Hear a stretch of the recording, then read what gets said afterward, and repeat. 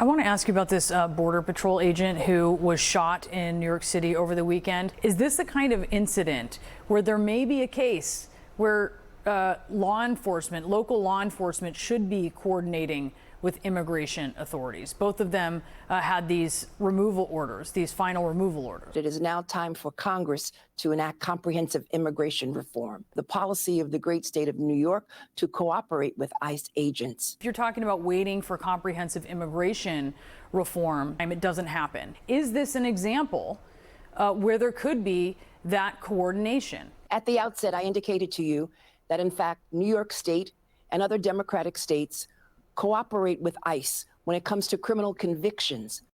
Okay, that was New York State Attorney General Letitia James getting pressed by CNN about law enforcement working with ICE to stop criminal illegal aliens. Says New York State does work with ICE on criminal convictions. This is as New York City released and freed more than 6,000 criminal illegal aliens from custody. The fear is they're going to go on to commit more crimes. Let's talk to the show from House Judiciary and House Oversight, Congressman Brandon Gill. Congressman, what's your reaction to Letitia James here? Because the Justice Department just sued New York City to stop its sanctuary policies. Thanks for having me on. Democrats once again are demanding comprehensive immigration reform in their own words, which, as we know, means amnesty. Amnesty is not going to make American people safe. It's going to make our communities more dangerous. It's going to put criminal illegal aliens on our streets. We saw in the last election cycle that we don't need a change in our laws. We don't need comprehensive immigration reform, and certainly not amnesty. We just need elected leaders who are willing to uphold the laws on the books, just like President Trump is and just like House Republicans are pushing for. That's what we need right now, not limp-wristed Democrats who are looking out for the interests of illegal aliens. You know, Congressman, Homeland Security says New York City ignored nearly all of the more than 6,000 ICE detainers, telling the city, hold on to criminal illegal aliens. They have prior convictions for things like rape, murder, and drug trafficking. Now the fear is that they're basically going to be, out on the streets.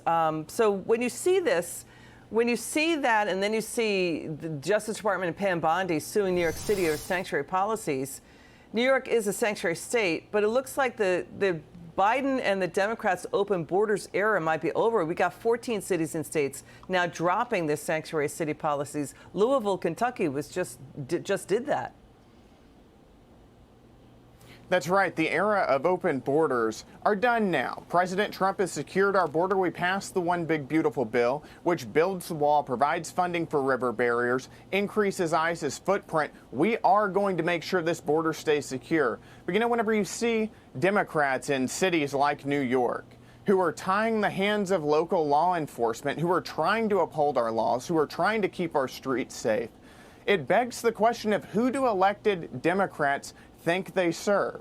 Do they think that their job is to look out for the interests of illegal alien foreigners who undermined our nation's sovereignty, who broke our laws to come into our country? Or do they think they represent the interests of American citizens who just want to live a happy and a safe life in the most prosperous country in the world?